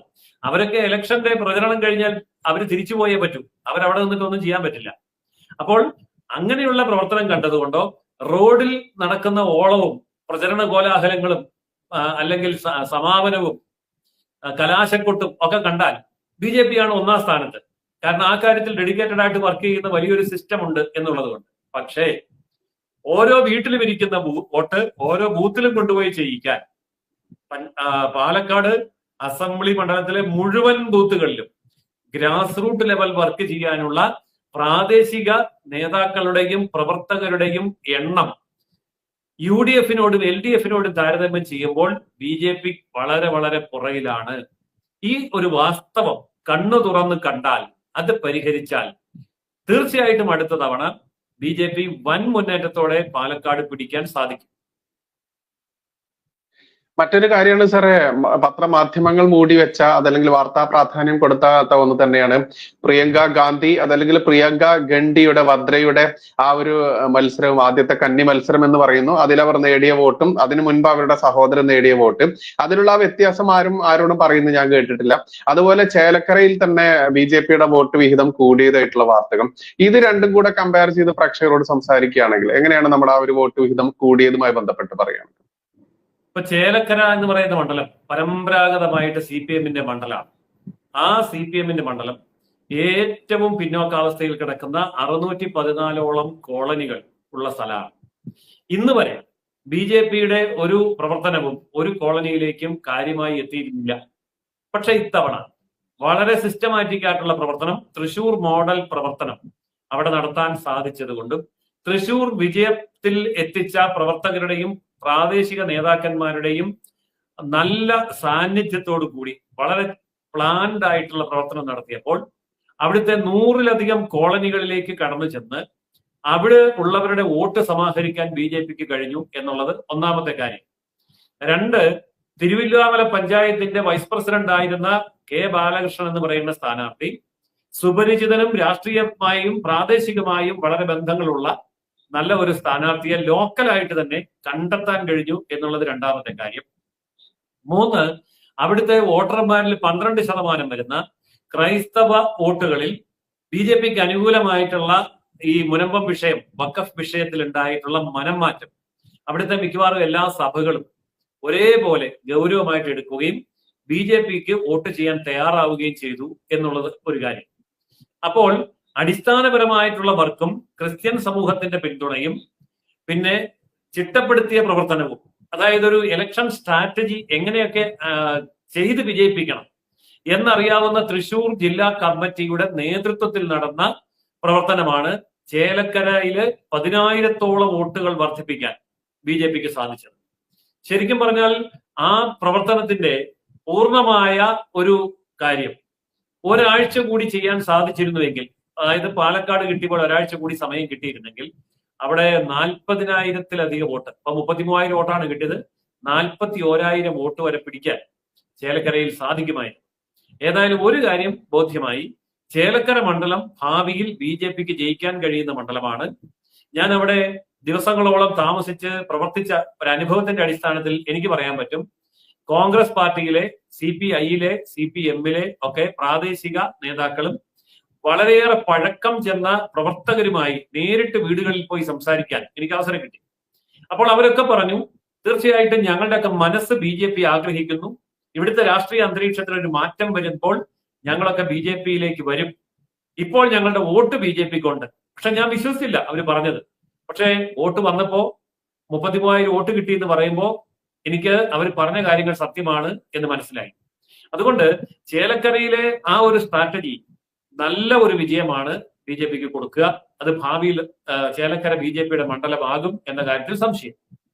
ഇനി വയനാട്ടിലേക്ക് വരികയാണെങ്കിൽ, വയനാട്ടില് യഥാർത്ഥത്തിൽ സംഭവിച്ചത് എന്താണ് എന്ന് നമുക്കറിയാം. വയനാട്ടിനെ സംബന്ധിച്ചിടത്തോളം പല ഫാക്ടറികളുണ്ട്. ഒന്ന്, ആകെ വോട്ടിന്റെ 65%-ഓളം മുസ്ലിം വോട്ടുള്ള ഒരു പാർലമെന്റ് മണ്ഡലം. അപ്പോൾ അവിടെ എത്രമാത്രം വലിയ മുൻതൂക്കമാണ് കിട്ടുന്നത്. പ്രതിപക്ഷ സ്ഥാനാർത്ഥി 1 എന്നെണ്ണുമ്പോൾ ഇവിടെ ശരിക്കും 65% കഴിഞ്ഞിട്ട് 1 എന്ന് എണ്ണിയാൽ മതി. അപ്പൊ ഒരു 3 ലക്ഷം വോട്ട് ഈ കോൺഗ്രസ് എണ്ണുമ്പോൾ അവിടെ അവർക്ക് 3,01,000 എന്ന് എണ്ണുമ്പോഴാണ് മറുവശത്തുള്ളവർ 1 എന്ന് എണ്ണേണ്ടത്. അത്രയും വലിയ വോട്ട് ബാങ്ക് അവിടെ സ്വന്തമായിട്ടുണ്ട് ഈ വയനാടിനെ സംബന്ധിച്ചിടത്തോളം. പിന്നെ വയനാടിനെ സംബന്ധിച്ച് മറ്റൊരു പ്രധാനപ്പെട്ട കാര്യം, അവിടുത്തെ ഭൂപ്രകൃതിയും അവിടുത്തെ രാഷ്ട്രീയ പ്രവർത്തനവും ട്രേഡ് യൂണിയനുകളുമായി ബന്ധപ്പെട്ട കാര്യങ്ങളും വെച്ച് നോക്കുമ്പോൾ ഇടതുപക്ഷത്തിന് ഉണ്ടാക്കാവുന്ന സ്വാധീനം ശരിക്കും അവർക്ക് അവിടെ ഉണ്ടായിട്ടില്ല. അവിടെ 2ാം സ്ഥാനത്ത് വരാവുന്ന BJPയെ തടയാൻ വേണ്ടി ഇടതുപക്ഷം മുഴുവൻ വോട്ടും സമാഹരിക്കാതെ ഈ പ്രിയങ്ക ഗാന്ധിക്ക് കൊടുത്തിട്ടുണ്ട് എന്നുള്ളത് വ്യക്തമാണ്. അതിന്റെ കാരണം എന്താണ്? രാജസ്ഥാനിൽ കോൺഗ്രസിന്റെ സീറ്റ് CPMന് കൊടുക്കണം, മഹാരാഷ്ട്രയിൽ കോൺഗ്രസിന്റെ സീറ്റ് CPMന് കൊടുക്കണം. അങ്ങനെ ഉത്തരേന്ത്യയിലെ തമിഴ്നാട് മുതൽ കാശ്മീർ വരെ കോൺഗ്രസിന്റെ സീറ്റ് CPMന് കൊടുക്കുന്നതിന് ബദലായി CPM ഇവിടെ കോൺഗ്രസിനെ സഹായിക്കാം. അതുകൊണ്ടാണ് CPIക്ക് ആ സീറ്റ് കൊടുത്ത് അവരുടെ ഗതി എന്തെങ്കിലും ആവട്ടെ എന്ന് വെച്ച് അവരെ ഉപേക്ഷിച്ച് CPMന്റെ വോട്ടുകൾ കോൺഗ്രസിലേക്ക് കൊടുക്കുന്നതിന്റെ രഹസ്യം ഇതാണ്. ഇത് വടക്കേ ഇന്ത്യയിൽ സീറ്റുകൾ കിട്ടാൻ വേണ്ടിയിട്ടുള്ള ഒരു ധാരണയാണ്. കാരണം പ്രിയങ്കയാണ് മത്സരിക്കുന്നത്. ഈ പ്രിയങ്കയുടെയും രാഹുലിന്റെയും ദയാദാക്ഷിണ്യം കൊണ്ടാണ് കാശ്മീരിലും രാജസ്ഥാനിലും മഹാരാഷ്ട്രയിലും മധ്യപ്രദേശിലും ബീഹാറിലും UPയിലും എല്ലാം, ഈവൻ തമിഴ്നാട് പോലും ഈ CPM മത്സരിക്കേണ്ടത്. അപ്പോൾ ആ ഒരു സ്ട്രാറ്റജിയുടെ അടിസ്ഥാനത്തിൽ ശരിക്കും അവിടെ ഒരു കീഴടങ്ങൽ ആണ് CPM ചെയ്തത്, അല്ലെങ്കിൽ ഇടതുപക്ഷ മുന്നണി ചെയ്തത്. അതിന് നേർച്ചക്കോഴിയായിട്ട് സത്യൻ മൊകേരിയെ വെച്ചുകൊടുത്തു എന്ന് മാത്രമേ ഉള്ളൂ. ഇതാണ് അവിടെ നടന്ന സംഭവം. അതുപോലെ നമ്മൾക്കറിയാം സർ, ഇപ്പോ മഹാരാഷ്ട്രയിലും ജാർഖണ്ഡിലും നടന്നിട്ടുള്ള നിയമസഭാ തിരഞ്ഞെടുപ്പ് മാത്രമല്ല, ഉപതെരഞ്ഞെടുപ്പ് നടന്ന UP അടക്കമുള്ള ഒരുപാട് സ്ഥലങ്ങൾ വേറെയുണ്ട്. അത്തരത്തിലുള്ള അതും കൂടെ കണക്ട് ചെയ്ത് കഴിഞ്ഞ് വിശകലനം നടത്തി കഴിഞ്ഞാൽ ഏകദേശം കംപ്ലീറ്റ് ആവുമെന്ന് തോന്നുന്നു. യെസ്, നമുക്ക് ജാർഖണ്ഡിലേക്ക് ആദ്യം പോകാം. ജാർഖണ്ഡിൽ സോറൻ ജയിലിൽ കിടക്കുന്ന അവസരത്തിൽ നടത്തിയ തെരഞ്ഞെടുപ്പ് തീർച്ചയായിട്ടും BJP ജയിച്ചേക്കും, NDA അധികാരത്തിൽ വരും എന്നാണ് എല്ലാവരും പ്രതീക്ഷിച്ചത്. എന്നാൽ ജാർഖണ്ഡിൽ സംഭവിച്ചത് എന്താണ്? വളരെയേറെ പഠിക്കേണ്ട ഒരു വലിയ വിഷയമാണ് അത്. ജാർഖണ്ഡിൽ സോറൻ അടക്കമുള്ള ആൾക്കാർ അധികാരത്തിൽ നിലനിർത്തുകയും അവിടെ ഭരണമാറ്റം ഉണ്ടായി BJP-യിലേക്ക് അധികാരം പോകാതിരിക്കുകയും ചെയ്യേണ്ടത് ഈ ആദിവാസി മേഖലകളിൽ മതപരിവർത്തനം ചെയ്യപ്പെട്ട ക്രൈസ്തവ വിഭാഗങ്ങളുടെ പൊതുവായ ലക്ഷ്യമായി മാറി. അപ്പോൾ അവര് ചെയ്തത് ഗോത്രവർഗ ആദിവാസി വിഭാഗങ്ങളുടെ ഇടയിൽ കൃത്യമായ ഒരു പൊളിറ്റിക്കൽ പോളറൈസേഷന് വേണ്ടി ക്രിസ്ത്യൻ നീക്കം ഉണ്ടായി എന്നുള്ളതാണ് ആരും ചർച്ച ചെയ്യപ്പെടാത്ത ഒരു വിഷയം. ഒരു ക്രൈസ്തവ അട്ടിമറിയാണ് ജാർഖണ്ഡിൽ സംഭവിച്ചിരിക്കുന്നത്. ദീർഘകാല അടിസ്ഥാനത്തിൽ ഇതൊരു രാഷ്ട്രീയ പാർട്ടിക്കും ഗുണം ചെയ്യുന്ന കാര്യമല്ല. എന്നാൽ ഇതിൽ നിന്ന് BJP പാഠം പഠിക്കേണ്ടതായിട്ട് ഉണ്ട്. കാരണം ആദിവാസിയാണ്, ഗോത്രവർഗമാണ്, ഭാരതീയരാണ്. അതുകൊണ്ട് അവർ ആ ഭാരതീയ പാരമ്പര്യം ഉയർത്തിപ്പിടിച്ചുകൊണ്ട് BJP-ക്ക് വോട്ട് ചെയ്തുകൊള്ളും. ഇന്ത്യയിലെ മറ്റ് പല സംസ്ഥാനങ്ങളിലും ആദിവാസി ജനസമൂഹം, പട്ടികജാതി പട്ടികവർഗ ജനസമൂഹം, ദളിത് ജനസമൂഹം, OBC ജനസമൂഹം BJP-ക്ക് വോട്ട് ചെയ്തതുപോലെ ജാർഖണ്ഡിലും ചെയ്യാതെ പോകാനുള്ള കാരണം ജാർഖണ്ഡിലെ ആദിവാസി, ദളിത്, പിന്നോക്ക, പട്ടികജാതി പട്ടികവർഗ വിഭാഗങ്ങളുടെ ഇടയിൽ ഉള്ള വമ്പൻ ക്രിസ്ത്യൻ സ്വാധീനം തന്നെയാണ്. അപ്പോൾ അവിടെ മതമാണ് ഏറ്റുമുട്ടിയത്. സോറനെ വിജയിപ്പിച്ചത് സോറന്റെ പാർട്ടിയല്ല, രാഷ്ട്രീയമല്ല, കോൺഗ്രസ് അല്ല, ജനതാദളല്ല, SP അല്ല, ഒന്നുമല്ല. ക്രൈസ്തവ മുന്നേറ്റമാണ് അവിടെ ഉണ്ടായത്. രാഷ്ട്രീയത്തെ പരാജയപ്പെടുത്തിയ മതമുന്നേറ്റം. അതായത് പാലക്കാട് ഇസ്ലാമിക ശക്തികൾ എങ്ങനെ ഒന്നിച്ചു നിന്നോ അതുപോലെ ജാർഖണ്ഡിൽ ക്രൈസ്തവ ശക്തികൾ ഒന്നിച്ചു നിന്നുകൊണ്ട് BJP അധികാരത്തിൽ വരാതിരിക്കാനുള്ള നീക്കത്തിന് കോൺഗ്രസിനോട് സഹകരിച്ച് നടത്തിയ തികച്ചും വർഗീയമായിട്ടുള്ള ഒരു നീക്കത്തിന്റെ വിജയമാണ് ജാർഖണ്ഡിൽ കണ്ടത്. ഇത് BJP-യെ മാത്രമല്ല അപായത്തിൽപ്പെടുത്താൻ പോകുന്നത്, ഇത് ഭാവിയിൽ കോൺഗ്രസ് അടക്കമുള്ള എല്ലാ പ്രതിപക്ഷ പാർട്ടികൾക്കും, SP ആണെങ്കിലും BSP ആണെങ്കിലും മറ്റു പാർട്ടികൾക്കും എല്ലാം ഇത് വലിയ വിനയായിരിക്കും. രാഷ്ട്രീയം എന്നുള്ളത് മതത്തിന്റെ കയ്യിലെ കളിപ്പാവയായി മാറുകയും മതന്യൂനപക്ഷ സംഘടിത വോട്ട് ബാങ്കിന് ഒരു സംസ്ഥാനത്ത് അവരുടെ കളിപ്പാവയായി നിൽക്കുന്ന ഒരു ഭരണകൂടവും മുഖ്യമന്ത്രിയും ആവശ്യമായി വരികയും ചെയ്തപ്പോൾ അവരത് ചെയ്തു എന്നുള്ളതാണ് ജാർഖണ്ഡിൽ നമുക്ക് കാണാൻ കഴിയുന്ന പച്ചയായ യാഥാർത്ഥ്യം. ഇത് ചർച്ച ചെയ്യപ്പെടാനിരിക്കുന്ന വിഷയമാണ്. ഇത് പിന്നീട് മനസ്സിലാവും. അതുപോലെ മഹാരാഷ്ട്രയിലും പിന്നെ മറ്റു ഒട്ടേറെ സ്ഥലങ്ങളിൽ നടന്നിട്ടുള്ള ഉപതെരഞ്ഞെടുപ്പുകളും ഉണ്ടല്ലോ സർ, അതുകൂടി ഒന്ന് പുറത്തിറക്കി പറഞ്ഞാൽ. മഹാരാഷ്ട്ര നമ്മൾ ശ്രദ്ധിക്കേണ്ട ഒരു വിഷയം. മഹാരാഷ്ട്രയിലെ കാലഹരണപ്പെട്ടു പോയ രണ്ട് നേതാക്കന്മാരും അവരുടെ പ്രസ്ഥാനങ്ങൾ അസ്തമിച്ചു എന്നുള്ളതാണ്. അതായത് ശരത് പവാറിന്റെ NCP രണ്ടക്കം തികയ്ക്കാൻ പാടുപെടുന്ന കാഴ്ച നമ്മൾ കണ്ടു. ശരത് പവാർ കാലഹരണപ്പെട്ടു, അദ്ദേഹത്തിന്റെ രാഷ്ട്രീയ ആശയങ്ങളും ആദർശങ്ങളും കാലഹരണപ്പെട്ടു. അതുകൊണ്ട് ഇനി ഒരു അംഗത്തിന് ബാല്യമില്ല എന്ന് മനസ്സിലാക്കി അദ്ദേഹം പിന്മാറേണ്ടതായിരുന്നു, നിലപാട് സ്വീകരിക്കേണ്ടതായിരുന്നു. അത് ചെയ്തില്ല. അതുകൊണ്ട് രാഷ്ട്രീയ ഹരാക്കിരി ആണ് അദ്ദേഹം ചെയ്തത്, ആത്മഹത്യയാണ് അദ്ദേഹം ചെയ്തത്. അതുപോലെ തന്നെ ശിവസേന, ഉദ്ധവ് താക്കറെയുടെ ശിവസേനയാണോ യഥാർത്ഥ ശിവസേന എന്നുള്ളതിനെ സംബന്ധിച്ച് ജനങ്ങൾ തീരുമാനമെടുത്തിട്ട് പറഞ്ഞു അല്ല. അതുകൊണ്ട് NCP-യും വേണ്ട, ഉദ്ധവ് താക്കറെയുടെ ശിവസേനയും വേണ്ട എന്ന് തീരുമാനമെടുത്തിട്ട് ഏകനാഥ് ഷിൻഡെയുടെ ശിവസേനയെ അവർ അംഗീകരിച്ചു, അജിത് പവാറിന്റെ NCP-യെ അവർ അംഗീകരിച്ചു. കാരണം അത് രണ്ടും BJP-യോട് ചേർന്ന് നിൽക്കുന്നതാണ്.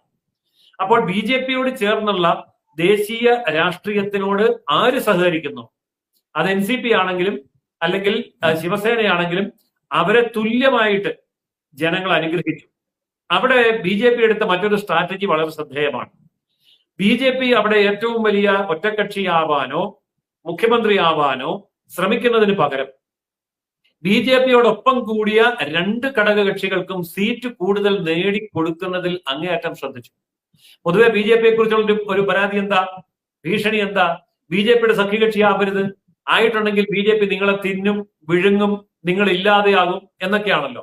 പക്ഷേ മഹാരാഷ്ട്രയിലേക്ക് നോക്കൂ, അവിടെ ശിവസേന ഷിൻഡെ വിഭാഗം വളർന്നു, അവിടെ അജിത് പവാറിന്റെ NCP വളർന്നു, അവർക്ക് സീറ്റുകൾ കൂടുതൽ കിട്ടി, BJP-ക്കും സീറ്റുകൾ കൂടുതൽ കിട്ടി.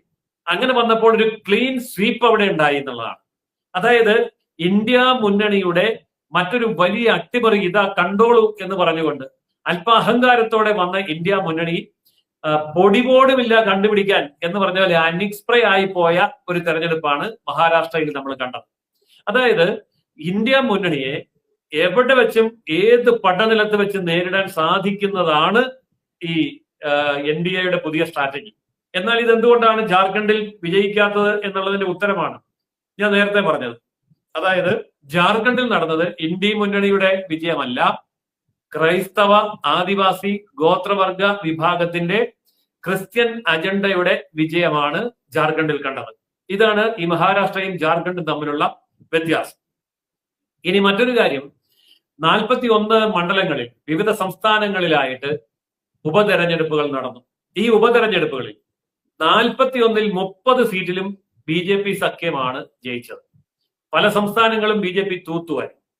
ഇനി ഇതിനേക്കാളൊക്കെ വലിയ ഒരു തമാശ ഇതിനിടയ്ക്കുണ്ടായി, നമ്മൾ ആരും ശ്രദ്ധിക്കാതെ പോയ പ്രശാന്ത് കിഷോർ എന്ന് പറയുന്ന വലിയ ഒരു രാഷ്ട്രീയ ചാണക്യൻ എന്നൊക്കെ പറഞ്ഞ് ഇവിടെ എല്ലാവരും കൂടെ ഉയർത്തിക്കൊണ്ട് നടന്ന ഒരു മനുഷ്യൻ അതിൽ സ്വന്തമായ ഒരു പാർട്ടി ഉണ്ടാക്കി.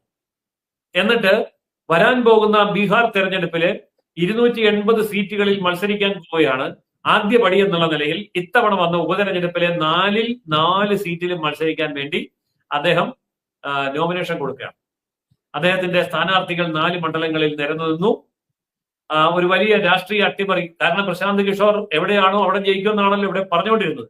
പ്രശാന്ത് കിഷോർ കോൺഗ്രസിന്റെ കൂടെയാണെങ്കിൽ കോൺഗ്രസ് ജയിക്കും, പ്രശാന്ത് കിഷോർ BJPയുടെ കൂടെയാണെങ്കിൽ BJP ജയിക്കും. അങ്ങനെ രാഷ്ട്രീയ ചാണക്യനായി ഇന്ത്യ മുഴുവൻ അംഗീകരിക്കപ്പെട്ട ആ മനുഷ്യൻ ചാണക്യന്റെ സ്വന്തം പാർട്ടി പ്രഖ്യാപിക്കുന്നു.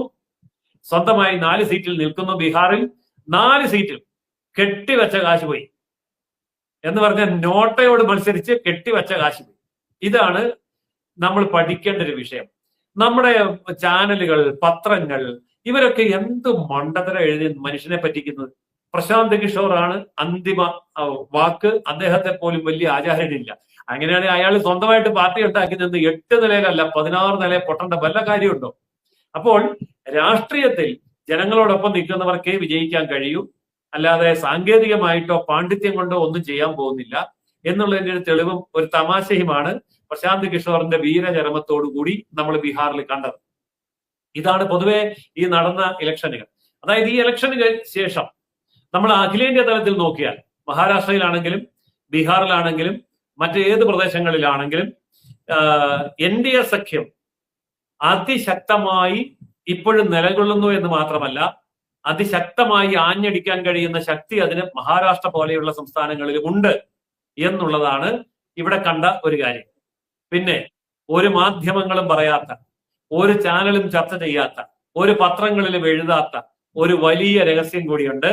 അതിതാണ്, നമ്മൾ നോക്കൂ ഹരിയാനയിൽ, നമ്മൾ നോക്കൂ മഹാരാഷ്ട്രയിൽ, ഈ സമയത്ത് നടന്ന തെരഞ്ഞെടുപ്പുകൾ നരേന്ദ്രമോദി എവിടെയും ഇറങ്ങിയില്ല, അമിത്ഷാ എവിടെയും ഇറങ്ങിയില്ല.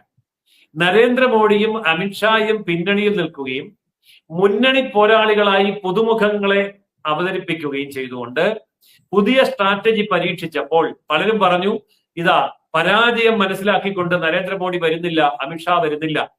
ഹരിയാനയിലേക്ക് അമിത്ഷായും നരേന്ദ്രമോദിയും തിരിഞ്ഞു നോക്കിയില്ല, ഹരിയാന അവർ ഉപേക്ഷിച്ചു എന്നാണ് പറഞ്ഞത്. ഇത് തന്നെയാണ് മഹാരാഷ്ട്രയിലും പറഞ്ഞത്. അവിടെ നരേന്ദ്രമോദി വരുന്നില്ല, അമിത്ഷാ വരുന്നില്ല, അമിത്ഷായ്ക്കും നരേന്ദ്രമോദിക്കും യാതൊരു വിജയപ്രതീക്ഷയും ഇല്ലാത്തതുകൊണ്ട് അവർ ഉപേക്ഷിച്ചു എന്നാണ്. പക്ഷെ എന്തായിരുന്നു റിസൾട്ട് വന്നപ്പോ ഇത്ര വലിയ ഞെട്ടലുണ്ടാക്കിയെങ്കിൽ അതിൽ നിന്ന് ഇന്ത്യയിലെ ഇന്ത്യ സഖ്യവും ഇവിടുത്തെ മാധ്യമങ്ങളും പണ്ഡിതന്മാരും പഠിക്കേണ്ട ഒരു കാര്യം ഉണ്ട്. അതായത് മോദിയും അമിത്ഷായും ഇല്ലാതെ ഇന്ത്യൻ രാഷ്ട്രീയം കൊണ്ടു നടത്താനും വിജയം വരിക്കാനും BJP എന്ന രാഷ്ട്രീയ പ്രസ്ഥാനം നന്നായി പഠിച്ചിരിക്കുന്നു. മാത്രമല്ല അമിത്ഷായുടെയും മോദിയുടെയും കാലത്തിന് ശേഷം 2ാം നിര, 3ാം നിര, 4ാം നിര, അങ്ങനെ വേണമെങ്കിൽ ഒരു 10ഓ 12ഓ നിര നേതാക്കന്മാരെ ഒരുക്കിയെടുത്ത് യുദ്ധസന്നദ്ധരാക്കി നിർത്തി പോരാട്ട വീര്യത്തോടു കൂടി മഹാരാഷ്ട്ര പോലെയുള്ള പ്രദേശങ്ങൾ, ഹരിയാനയുള്ള പ്രദേശങ്ങൾ പിടിച്ചടക്കാൻ കഴിയും BJPക്ക്. ഇത് വലിയ ഒരു സൂചനയാണ്. അടുത്ത് വരാൻ പോകുന്ന ലോക്സഭാ ഇലക്ഷനിൽ നമ്മൾ കാണാത്ത ഞെട്ടിക്കുന്ന മുഖങ്ങളായിരിക്കും നേതൃത്വം നൽകാൻ പോകുന്നത്. ഞെട്ടിക്കുന്ന വിജയമായിരിക്കും വരാൻ പോകുന്നത്. ഓക്കെ, എന്തായാലും ഇനി കൂടുതൽ കൂട്ടിച്ചേർക്കാനുണ്ടോ സാർ? എന്തെങ്കിലും വിട്ടുപോയതിട്ടുണ്ടോ? ഒരു കാര്യം കൂടി വേണമെങ്കിൽ നമുക്ക് പറയാവുന്നതുണ്ട്. കഴിഞ്ഞ ലോക്സഭാ ഇലക്ഷൻ നടന്നപ്പോൾ അന്താരാഷ്ട്ര ഏജൻസികൾ, അന്താരാഷ്ട്ര വൻശക്തികൾ, ലോകത്തെ വൻശക്തി രാഷ്ട്രങ്ങൾ നരേന്ദ്രമോദി അട്ടിമറിക്കാൻ വേണ്ടി ഒറ്റക്കെട്ടായിട്ട് നിന്നു. പക്ഷെ ഇപ്പോൾ നോക്കൂ, നരേന്ദ്രമോദിയെ അട്ടിമറിക്കാൻ നിന്ന ഓരോ രാഷ്ട്രത്തലവന്മാർ ഒന്നൊന്നായിട്ട് നിലംപതിച്ചുകൊണ്ടിരിക്കുക. അമേരിക്കയില് ട്രംപ് എന്ന് പറയുന്ന ആള് നരേന്ദ്രമോദിയുടെ ഏറ്റവും അടുത്ത ആളാണ്, നരേന്ദ്രമോദിയുടെ സ്ഥാനാർത്ഥിയാണ്. ആ ട്രംപ് ഹിന്ദു കാർഡ് ഇറക്കി കളിക്കേണ്ടി വന്നു. ഞാൻ ഇന്ത്യക്കാരനിലെ, ഞാൻ ഹിന്ദുവിനെ സപ്പോർട്ട് ചെയ്യുന്നു എന്ന് പരസ്യമായിട്ട് പറഞ്ഞപ്പോ വൻപിച്ച ഭൂരിപക്ഷത്തോടെ ട്രംപ് അധികാരത്തിൽ വന്നു. അതായത് മോദിക്കെതിരെ അമേരിക്കൻ പ്രസിഡന്റ് പോലും നിൽക്കുകയില്ല എന്നും അമേരിക്കൻ പ്രസിഡന്റ് സ്ഥാനത്തേക്ക് മത്സരിക്കുന്നയാൾ മോദി വിരുദ്ധനാണെങ്കിൽ തോൽപ്പിച്ചു കളയുമെന്നും പറയാൻ മാത്രമുള്ള വോട്ട് ബാങ്ക് അമേരിക്കയിൽ സൃഷ്ടിച്ചു. അതുപോലെ കാനഡയിലെ പ്രധാനമന്ത്രി ഇന്ത്യക്കെതിരെ ഖാലിസ്ഥാനികളെ വളർത്തുകയും ആ ഖാലിസ്ഥാനികളെ ഉപയോഗിച്ച് ഇന്ത്യയെ ഇല്ലായ്മ ചെയ്യാൻ ശ്രമിക്കുകയും ചെയ്യുന്ന സമയത്ത് അയാളുടെ നിലനിൽപ്പ് ഇപ്പോൾ അപകടത്തിലാക്കിയിരിക്കുകയാണ്. അതായത് കാനഡയിൽ അടുത്ത തെരഞ്ഞെടുപ്പ് വരുമ്പോൾ കണ്ടോളൂ, ഇപ്പോൾ ഇരിക്കുന്ന പ്രധാനമന്ത്രി 8 നിലയിൽ പൊട്ടും. ഇത് ഏത് രാജ്യത്താണെങ്കിലും സംഭവിച്ചുകൊണ്ടിരിക്കുകയാണ്. ഇപ്പൊ ജർമ്മനിയെ നോക്കൂ, ജർമ്മനിയിൽ ഇപ്പോൾ ആഭ്യന്തരമായിട്ടുള്ള വലിയ സാമ്പത്തിക തകർച്ച, തൊഴിൽ തകർച്ച നടന്ന് സംഭവിച്ചിരിക്കുന്നു. ഇനി ജർമ്മനിക്ക് നിലനിൽക്കണമെങ്കിൽ ഇന്ത്യയുടെ പിന്തുണ വേണം എന്ന അവസ്ഥയിലേക്ക് വന്നിരിക്കുന്നു. ബ്രിട്ടന്റെ കാര്യം നമ്മൾ കണ്ടു കഴിഞ്ഞു. അതായത് വൻശക്തി രാഷ്ട്രങ്ങൾ ഓരോന്നായിട്ട് നരേന്ദ്രമോദിയുടെ വിരൽത്തുമ്പിൽ നിന്ന് പാവ കളിക്കുന്ന ഒരു കാലഘട്ടത്തിലേക്ക് കൊണ്ടുവന്നു. ആരൊക്കെ ചേർന്നാണോ നരേന്ദ്രമോദിയെ കഴിഞ്ഞ ലോക്സഭാ തെരഞ്ഞെടുപ്പിൽ താഴെ ഇറക്കാൻ നോക്കിയത്, ആ രാഷ്ട്രത്തലവന്മാരെ ഓരോരുത്തരെയായിട്ട് ടാർഗറ്റ് ചെയ്ത് തകർത്ത് താഴെ വീഴിക്കുന്ന കാഴ്ചയാണ് ഇന്ന് നമ്മൾ കണ്ടുകൊണ്ടിരിക്കുന്നത്. ചുരുക്കി പറഞ്ഞാൽ ലോക നേതൃത്വം ഇന്ന് അമേരിക്കയുടെയോ റഷ്യയുടെയോ ചൈനയുടെയോ ബ്രിട്ടന്റെയോ ചുറ്റുമല്ല കറങ്ങുന്നത്. ലോക ഭൂപടവും ലോക രാഷ്ട്രീയവും നരേന്ദ്രമോദിക്ക് ചുറ്റുമാണ് കറങ്ങുന്നത്. അതിനി കുറെ കാലം കൂടി കറക്കുമെന്നും എന്നാണോ നരേന്ദ്രമോദി ഈ ഭൂലോക ബമ്പരം താഴെ വെക്കുന്നത് അതുവരെ ലോകം നരേന്ദ്രമോദിക്ക് ചുറ്റും കറങ്ങിക്കൊണ്ടിരിക്കുമെന്നും ബോധ്യപ്പെടുത്തിയ തെരഞ്ഞെടുപ്പുകളാണ് കഴിഞ്ഞുപോയ തെരഞ്ഞെടുപ്പുകൾ. മാന്യപ്രേക്ഷകരെ, നിങ്ങൾ പ്രിയപ്പെട്ട ഒരുപാട് ആളുകൾ ഇവിടെ പല കമന്റുകളും ഇടുന്നുണ്ട്. അത് ഒരു രാഷ്ട്രീയ സംഘടനയുടെ ആഭ്യന്തര കാര്യങ്ങളുമായി ബന്ധപ്പെട്ടതായതുകൊണ്ട് തന്നെ ഒരു ലൈവ് ചർച്ചയിൽ നമുക്ക് ചോദിക്കാൻ പറ്റിയ ചോദ്യമല്ല. അതുകൊണ്ട് ആന്റണി ചെറിയാൻ പുള്ളിയൊക്കെ സ്ഥിരം കമന്റ് ഇട്ട് ചോദ്യങ്ങൾ ചോദിക്കുന്ന വ്യക്തികളാണ്. അതുകൊണ്ട് അങ്ങയുടെ കമന്റ് ഞാൻ ഇവിടെ പരിഗണിക്കുന്നില്ല, ക്ഷമിക്കുക. അത്തരത്തിൽ നമ്മുടെ രാഷ്ട്രീയം എന്ന് പറയുന്നത് അതിൽ ഒരുപാട് വിട്ടുവീഴ്ചകൾ അങ്ങോട്ടും ഇങ്ങോട്ടും ചെയ്തുകൊണ്ടും അതല്ലെങ്കിൽ ഇത്തരത്തിലുള്ള വർഗീയ പാർട്ടികളെ കൂട്ടുപിടിച്ചുകൊണ്ടും പാലക്കാട് സംഭവിച്ച ആ ഒരു തോൽവി അത് നമ്മളുടെ എല്ലാവരുടെയും തോൽവി. അതല്ലാതെ ഈ പറയുന്ന വ്യക്തികൾക്ക് മാത്രം പ്രാധാന്യം കൊടുത്തുകൊണ്ട് അദ്ദേഹം ശരിയായില്ല, ഇദ്ദേഹം ശരിയായില്ല എന്ന് പറഞ്ഞ് കുറ്റപ്പെടുത്തിയും നമ്മൾ അങ്ങോട്ടും ഇങ്ങോട്ടും നമ്മൾ തന്നെ തമ്മിലടിക്കുന്ന ഒരു അവസ്ഥയിലേക്ക് പോവാതെ കൃത്യമായിട്ടും ഇതിൽ നമ്മൾ ഓരോരുത്തരുടെ തോൽവിയായി കണ്ടുകൊണ്ട് തന്നെ വരാനിരിക്കുന്ന നാളുകളിൽ നമ്മൾ അതിശക്തമായി തന്നെ മുന്നോട്ട് പോകേണ്ടതുണ്ട്. കാരണം ഈ ഇരിക്കുന്ന ഞാനായാലും ജയസൂര്യൻ സാറായാലും ഇവിടെ കമന്റ് ഇടുന്ന ഓരോരുത്തരായാലും നമ്മൾക്കൊക്കെ ഇവിടെ ധർമ്മം പുലരേണ്ടതുണ്ട് എന്നുള്ള ചിന്തയുണ്ടെങ്കിൽ നമ്മൾ ഓരോരുത്തരും പോരാളികളായി ഇറങ്ങുക തന്നെ വേണം. ഒരു മൊബൈൽ എടുത്തുകൊണ്ട് ആരെങ്കിലും കുറ്റം പറയാനോ 4 പോസ്റ്റുകൾ ഇടാനോ ആർക്കും കഴിയുന്ന ഒരു കാര്യം തന്നെയാണ്. ഗ്രൗണ്ടിലേക്ക് ഇറങ്ങി പ്രവർത്തിക്കാനാണ് സത്യത്തിലും ഇവിടെ ആളില്ലാത്തത് എന്ന് ജയസൂര്യൻ സാർ കൃത്യമായിട്ട് പറയുന്നതൊക്കെ നിങ്ങൾ ശ്രദ്ധിച്ചിട്ടുണ്ടാവാം. അതുകൊണ്ട് തമ്മിലടി അങ്ങോട്ടും ഇങ്ങോട്ടും എന്നുള്ള പ്രശ്നമൊക്കെ നമുക്ക് വിട്ടിട്ട് ഇനിയുള്ള നാളുകൾ നമുക്ക് പോരാട്ടത്തിന്റെ കടുത്ത പരീക്ഷണങ്ങളുടെ നാളുകൾ തന്നെയാണ്. അവിടെ മതവർഗീയവാദികളടക്കമുള്ള 10-38 സംഘടനകളും പാർട്ടികളും ഒക്കെ ചേർന്നുകൊണ്ട് അവരോട് BJP എന്ന് പറയുന്ന ഒറ്റയ്ക്കുള്ള ഒരു സംഘടന അവരോട് പോരാടുമ്പോൾ അതിൻ്റെതായിട്ടുള്ള ഒരുപാട് പ്രശ്നങ്ങൾ വരും. അത് മനസ്സിലാക്കിക്കൊണ്ടാവട്ടെ നമ്മുടെ പോരാട്ടം എന്ന് മാത്രമേ പറയാനുള്ളൂ. എന്തായാലും ഈ വിഷയങ്ങളിൽ കൃത്യമായിട്ട് നമ്മൾ പ്രേക്ഷകരോട് ഇതുപോലെ പച്ചയ്ക്ക് തന്നെ പറയേണ്ടതുണ്ട്. കാരണം തോറ്റോ ജയിച്ചോ എന്നുള്ളതിനെ കരുതി നമ്മൾ ഒളിച്ചോടാനോ അതല്ലെങ്കിൽ പറയാനുള്ള കാര്യങ്ങൾ പറയാതിരിക്കാനോ കൂടുതൽ പറയാനോ ഒന്നും നമ്മൾ മുതിരുന്നില്ല. യാഥാർത്ഥ്യങ്ങളാണ് ജയസൂര്യൻ സാർ ഇവിടെ പറഞ്ഞിട്ടുള്ളത്. അപ്പോൾ അത് ഉൾക്കൊണ്ടുകൊണ്ട് തന്നെ നമ്മൾ എല്ലാവരും പോരാട്ടത്തിലേക്ക് ഇറങ്ങുക എന്ന് മാത്രമേ പറയാനുള്ളൂ. തൽക്കാലം ഈ ഒരു സെഷനിൽ കൃത്യമായിട്ടും വിവരങ്ങൾ വിശദീകരിച്ച ജയസൂര്യൻ സാർ ഒരുപാട് നന്ദിയുണ്ട്. ഇനിയും അടുത്ത സെഷനിൽ നമുക്ക് പ്രേക്ഷകരെ കണ്ടുമുട്ടുന്നത് വരെ അങ്ങയുടെ ആ ഒരു പെർമിഷനോടുകൂടി തൽക്കാലം നമുക്ക് വൈൻഡപ്പ് ചെയ്യാം. നന്ദി, നമസ്കാരം. ജയ് ഹിന്ദ്, ജയ് ശ്രീറാം.